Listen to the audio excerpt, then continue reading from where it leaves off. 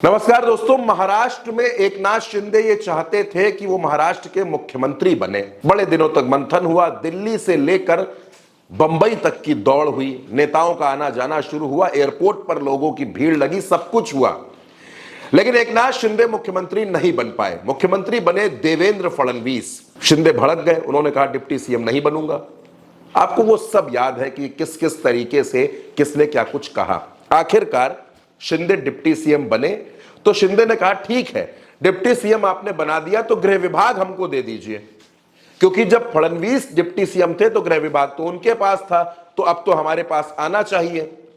Bharatiya Janata party ने कहा कि ये कोई नियम नहीं है, गृह विभाग तो हमारे पास रहेगा। गृह विभाग भी नहीं मिला। एकनाथ शिंदे यहां भी अपने आप को जब्त कर गए।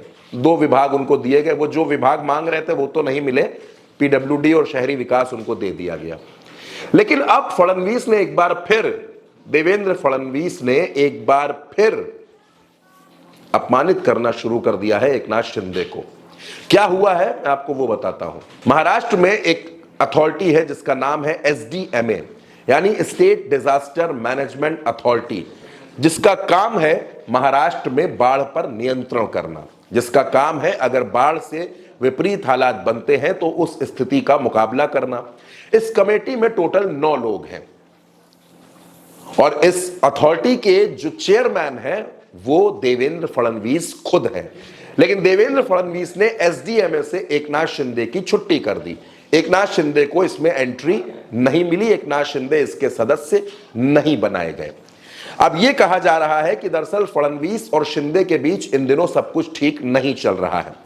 हाल ही में जब कैबिनेट की मीटिंग हो रही थी तो एकनाथ शिंदे कैबिनेट मीटिंग छोड़कर चले गए थे। फिर उसके बाद फडणवीस ने एक अहम मीटिंग बुलाई थी। वो मीटिंग शिंदे के ही विभाग की थी, लेकिन एकनाथ शिंदे उस मीटिंग में नहीं गए। दूसरी तरफ आप जानते हैं महाराष्ट्र में इन दिनों पालक मंत्रियों का विवाद बहुत ज्यादा चल रहा है। रायगढ़ जिले में एकनाथ शिंदे का दबदबा है, उनकी पार्टी के विधायक हैं। वहां पर DDCA की मीटिंग हुई, यानी कि जो जिला विकास निगरानी समिति की मीटिंग्स होती हैं, वो मीटिंग हुई, लेकिन उसमें एकनाथ शिंदे के विधायकों को ही नहीं बुलाया गया।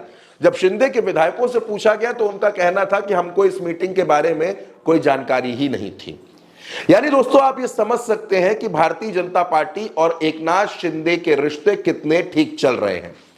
हाल ही में एकनाथ शिंदे जिस पार्टी को तोड़कर अलग हुए थे, उद्धव ठाकरे की पार्टी को, उद्धव ठाकरे से भी फडणवीस मिलने के लिए जाते हैं, बार बार जाते हैं, तो दूसरी तरफ राज ठाकरे से भी मिलते हैं।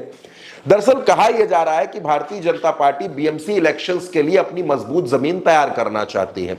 बीजेपी को लगता है कि अगर एकनाथ शिंदे BMC चुनाव में रूठ जाएं, नाराज हो जाएं, साथ छोड़ दें, तो सरकार पर तो कोई फर्क नहीं पड़ता, लेकिन BMC के इलेक्शन में अपना दबदबा बनाने के लिए उद्धव या राज ठाकरे में से किसी एक को भारतीय जनता पार्टी अपने साथ जरूर रखना चाहती है। अगर दोनों आ जाए तो और बेहतर, तब तो एकनाथ शिंदे की हालत और खराब की जा सकती है।